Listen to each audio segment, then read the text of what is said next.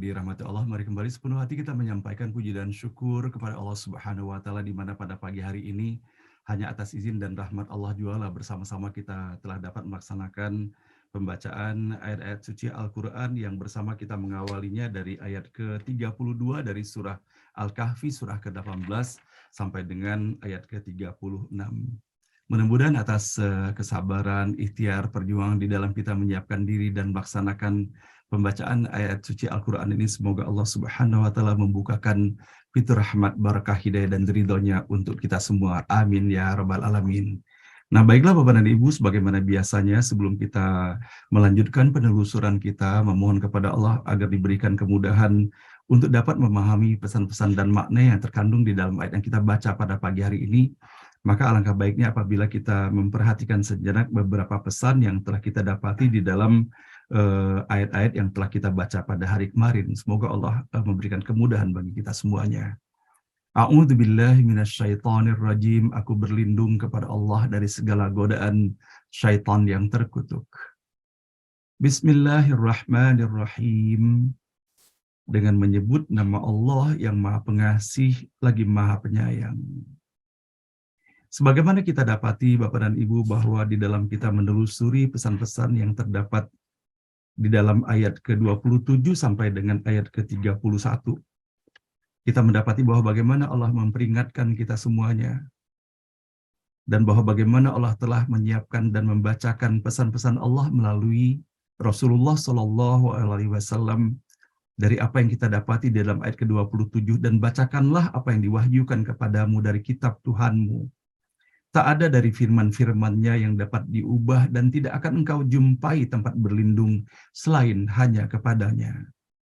Dan betapa pula kita bisa mendapati bahwa bagaimana Allah menginginkan agar kita bahagia secara hakiki di dalam kehidupan ini, dan termasuk pula bagaimana Allah memberikan pembelajaran kepada kita untuk benar-benar tabah dan sabar di dalam menghadapi kehidupan ini sebaik-baiknya, terutama ketika kita merasa bahwa sedang berada dalam ujian di dalam kehidupan ini. Dan betapa pula Allah telah mengingatkan kepada kita semuanya untuk berhati-hati kita di dalam memilih teman dan sahabat kita. Pertahankan dirimu bersama mereka yang senantiasa berdoa kepada Tuhan dan menyeru pada pagi dan petang mengharapkan keridhoannya, mengharapkan wajahnya. Dan jangan palingkan matamu dari mereka dikarenakan mengharapkan perhiasan hidup di dunia. Dan janganlah kau ikuti orang yang hatinya sudah kami lalaikan dari mengingat kami, dan ia mengikuti hawa nafsunya. Dan begitu pun kita bisa mendapati Bapak dan Ibu bahwa bagaimana pada 3 ayat terakhir kemarin yang kita baca, Allah telah menyampaikan kepada kita semuanya bahwa Allah memberikan kesempatan kepada seseorang itu, apakah ia akan kufur kepada Allah ataupun ia akan beriman kepada Allah Subhanahu wa Ta'ala. Namun kebenaran hanya datang dari Tuhanmu, dan itulah yang Allah sebutkan, wa qulil haqqu mir rabbikum faman syaa'a falyu'min wa man syaa'a falyakfur. Maka barang siapa yang menginginkan, biarlah ia beriman, dan barang siapa yang menginginkan, biarkanlah ia ingkar.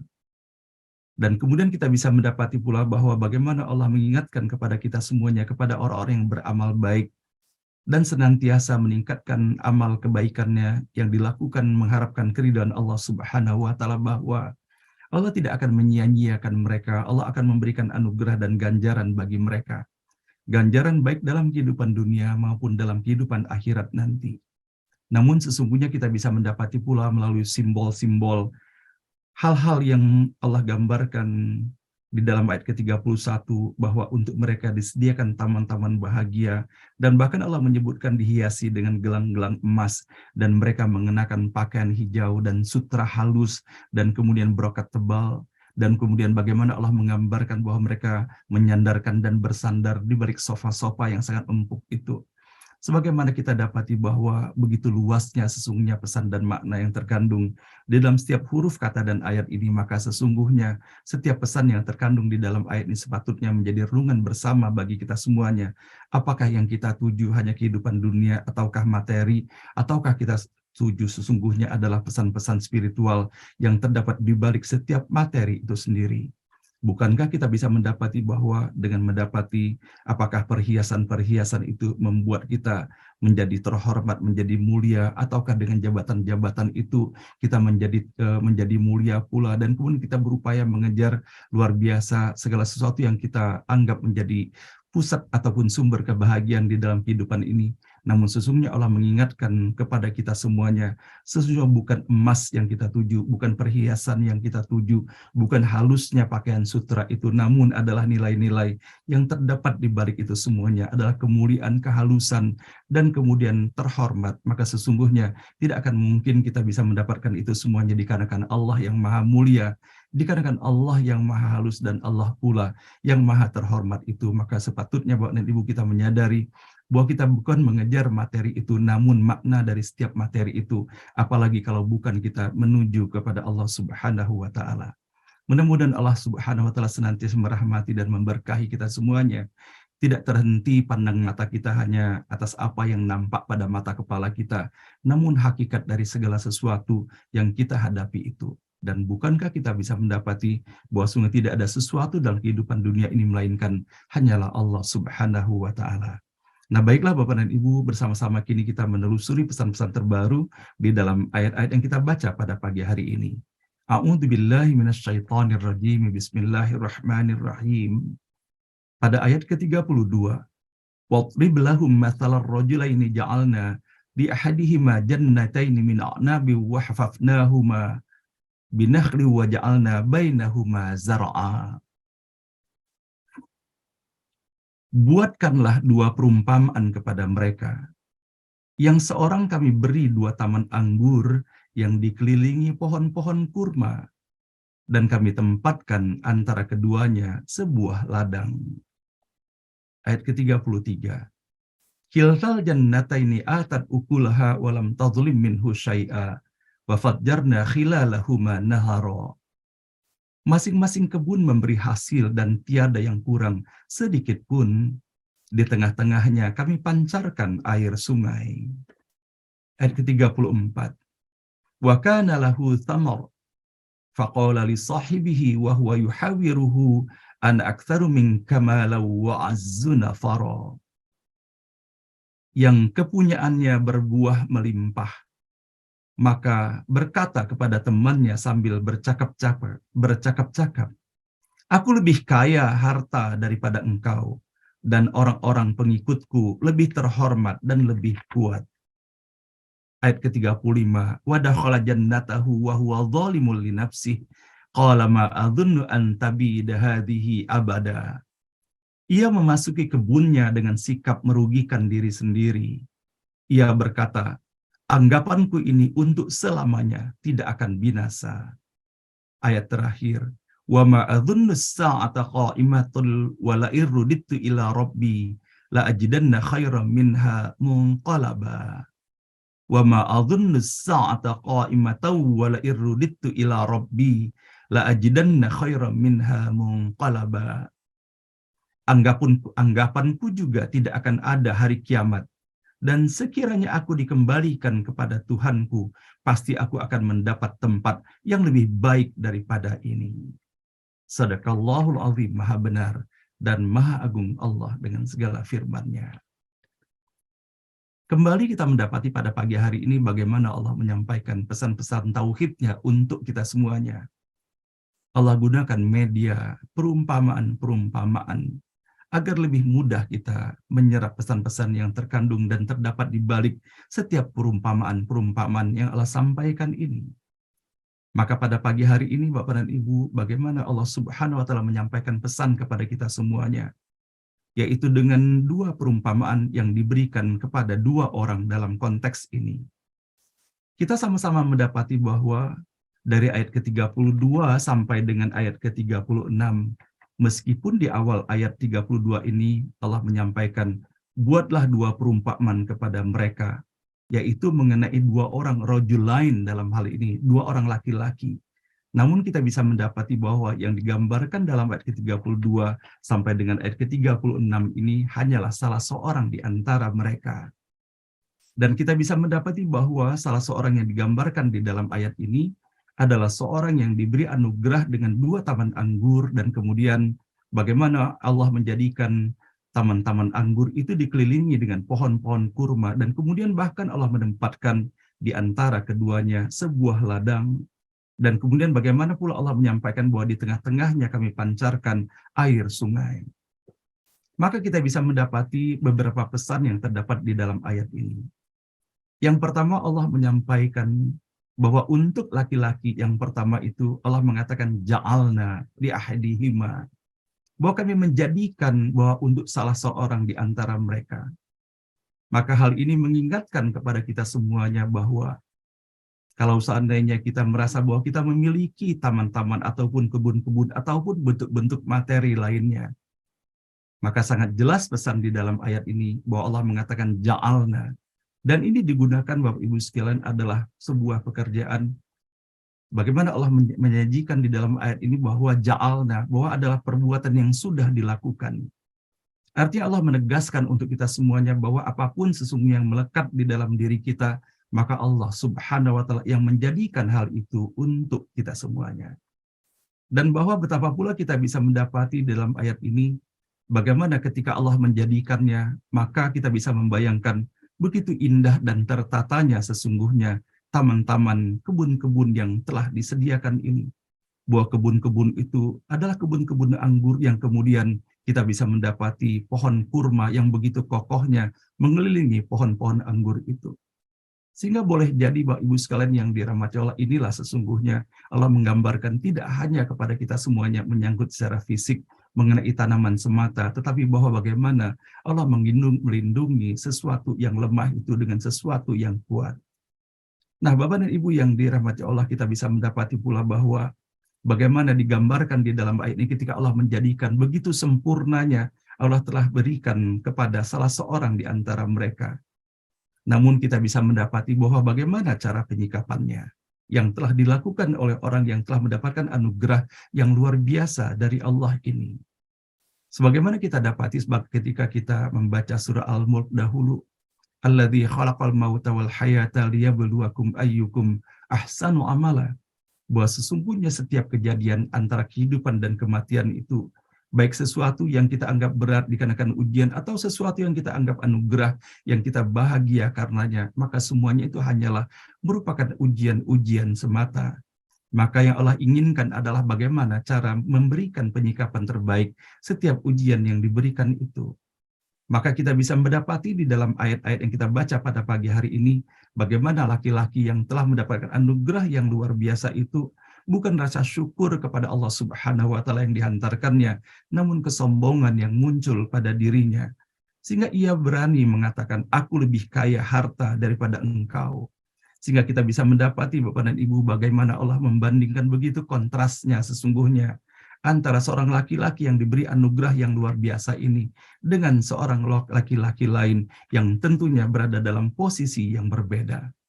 Maka kita bisa mendapati bahwa bagaimana Allah membandingkan dan menunjukkan kontrasnya hal ini untuk kita semuanya. Segala sesuatu yang diberikan kepada seorang laki-laki ini, Allah paparkan dengan begitu jelasnya, begitu rincinya, apa-apa yang telah dianugerahkan. Sementara untuk laki-laki yang satu lagi untuk menggambarkan betapa miskin dan berbedanya, maka tidak Allah sebutkan sesungguhnya apa yang Allah berikan hanya untuk dirinya. Namun Allah memberikan pembelajaran kepada kita semuanya, ketika kita membayangkan apabila ada seorang laki-laki yang diberikan anugerah yang luar biasa seperti ini, dan kemudian mengatakan kepada orang yang tidak berada, yang tidak mendapatkan seperti apa yang didapatinya. Bukankah ekspresi yang disampaikan ini adalah ekspresi kesombongan yang luar biasa? Sehingga ia mengatakan bahwa ia lebih kaya harta daripada teman yang satu lagi. Padahal kita ingat bahwa di dalam ayat ke-32 Allah yang mengatakan ja'alna, bahwa Allah yang menjadikan semuanya itu.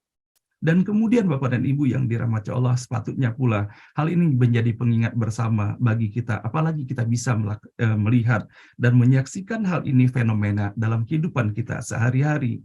Atau jangan-jangan kita pun mempraktekkan hal yang demikian. Boleh jadi ketika Allah memberikan anugerah kepada kita, apakah berupa kekayaan, apakah jabatan, ataupun kemuliaan, anak keturunan, ataupun jumlah orang-orang yang berada di sekitar kita dengan jumlah yang banyak, Boleh jadi kita lupa diri kemudian, sehingga disadari atau tidak sadari kita mengungkapkan ekspresi-ekspresi secara lisan ataupun bahasa tubuh yang sesungguhnya hal ini begitu sangat jelasnya terbaca, terutama pada orang-orang yang tidak berada dalam posisi yang sama. Nah, Bapak Ibu yang dirahmati Allah, bahwa betapa kita memperhatikan bagaimana Allah mengingatkan kepada kita semuanya, la in syakartum la azidannakum wa la in kafartum inna adzabi lasyadid. Bahwa kalau seandainya kita bersyukur maka Allah akan menambah nikmat itu, namun sebaliknya kalau seandainya kita kufur maka Allah mengancam dengan bahwa azab Allah sangatlah pedih.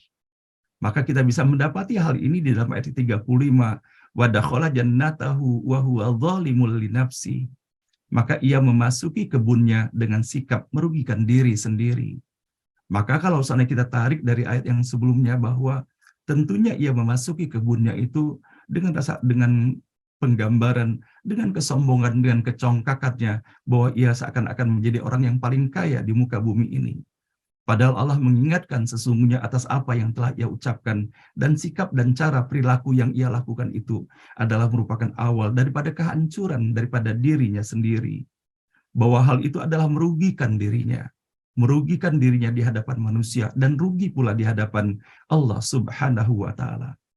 Apalagi kita bisa melihat Bapak dan Ibu apabila setiap rezeki dan anugerah yang Allah berikan tidak kita syukuri, dan apalagi kalau seandainya menghantarkan kesombongan atas apa yang kita dapati itu, maka kita bisa melihat bahwa betapa semakin tenggelam ia di dalam kezalimannya, semakin menterpurukkan dirinya sendiri di hadapan Allah, sehingga bertambah-tambah pula hal-hal yang tidak baik yang keluar melalui ucapan ataupun sikapnya. Sehingga ia pun mengatakan bahwa apapun ia prasangkakan terhadap anugerah yang telah diberikan kepadanya adalah sesuatu yang akan abadi, yang akan tidak pernah berakhir sepanjang perjalanan kehidupannya. Dan kemudian kita bisa mendapati pula bahwa muncul kemudian kesombongan yang luar biasa mengingatkan kita kepada peristiwa Fir'aun ketika itu. Bahwa betapa kemudian ia mengaku bahwa dirinya menjadi Tuhan. Maka di dalam ayat ini, ketika betul-betul sudah terbenam di dalam gemerlapnya materi keduniawian itu, maka ia akan mengatakan wa ma'adzunnu sa'ata qa'imata wa la irruditu ila rabbi la ajidanna khairam minha munqalaba.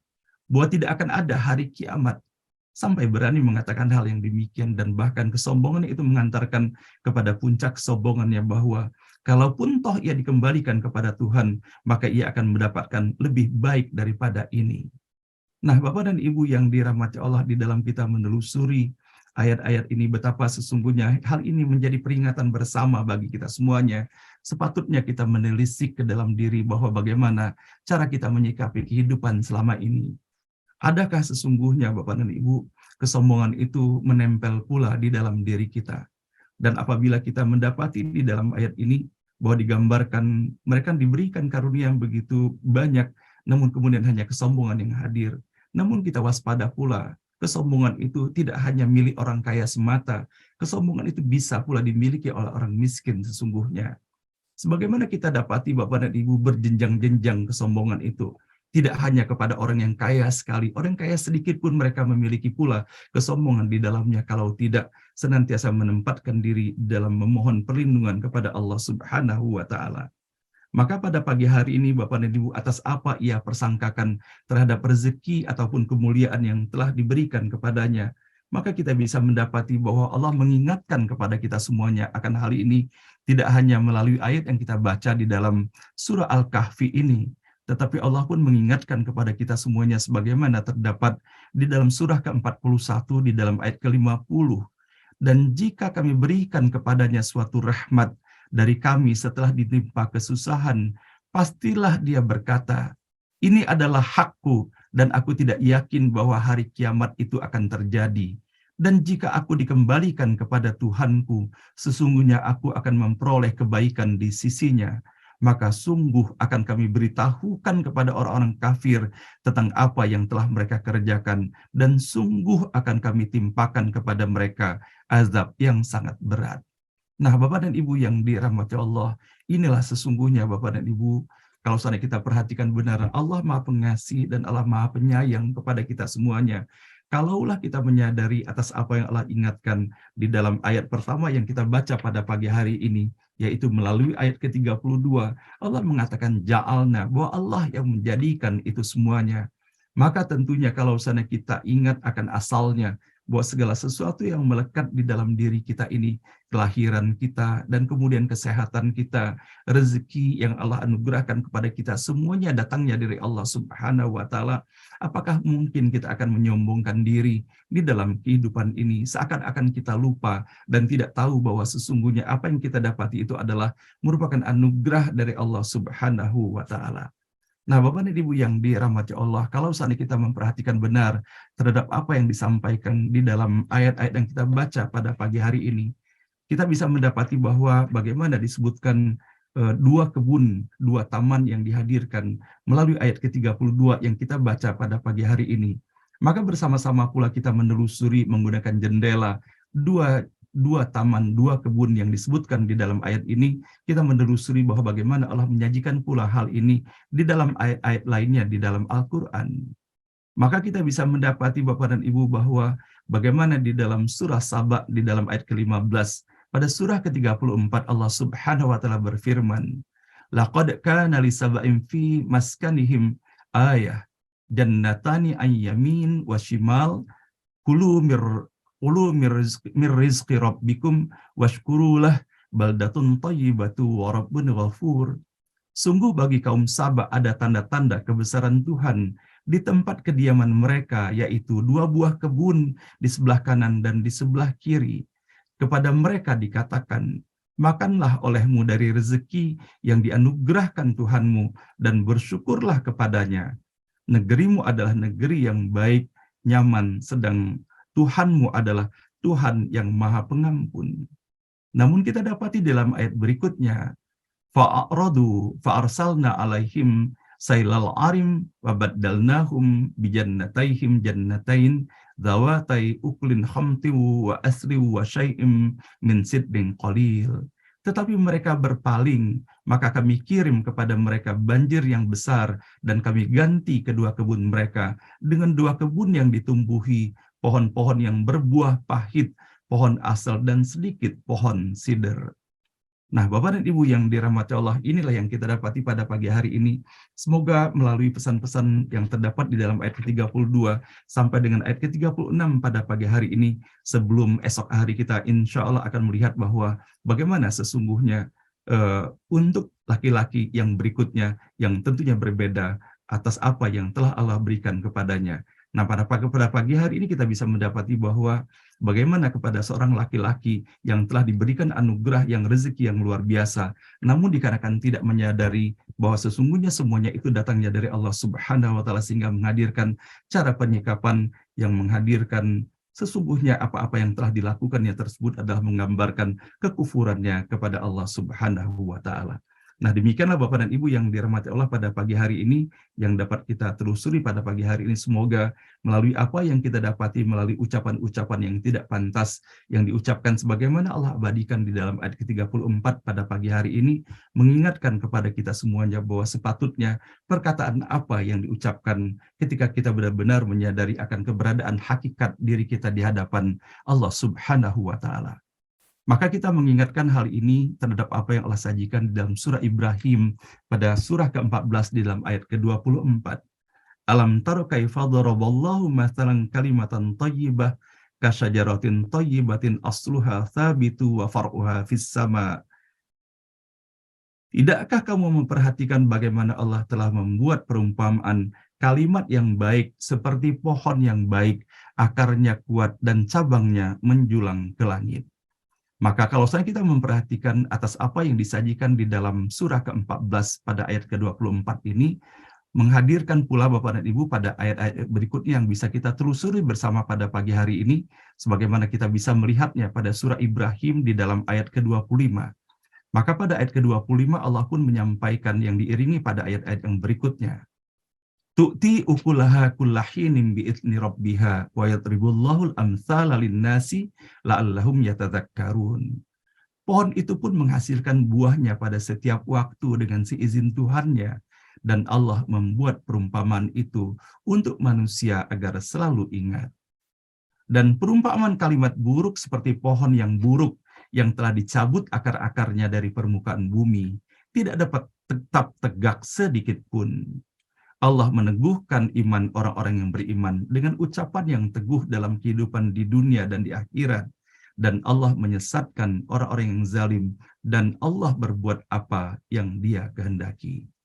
Nah, inilah Bapak dan Ibu yang dirahmati Allah, mudah-mudahan atas apa yang kita dapati dalam ayat ke-32 sampai dengan ayat ke-36 pada pagi hari ini, semoga mengingatkan kita semuanya terhadap apa yang telah berlaku pada dua putra Nabi Adam, bahwa bagaimana mereka menginfakkan dan kemudian mereka menempatkan sedekah mereka, yang satu berlandaskan keikhlasan, yang satu lagi tidak berlandaskan keikhlasan di dalamnya. Nah, maka mudah-mudahan Bapak dan Ibu, Allah Subhanahu wa taala menghadirkan setiap diri kita semuanya senantiasa penuh rasa syukur kepada Allah Subhanahu wa taala atas apapun yang telah Allah berikan bagi kita semuanya, agar sesuatu yang kita dapatkan menjadi sesuatu yang barokah, dirahmati, diberkahi, dan diridhoi oleh Allah Subhanahu wa taala. Shadaqallahul azim, maha benar dan maha agung Allah dengan segala firman-Nya. Subhanaka la ilma, Allah Subhanahu wa taala tidak ada ilmu apapun pada kita semuanya, melainkan hanya atas apa yang Allah ajarkan, atas apa yang Allah amanahkan kepada kita semuanya.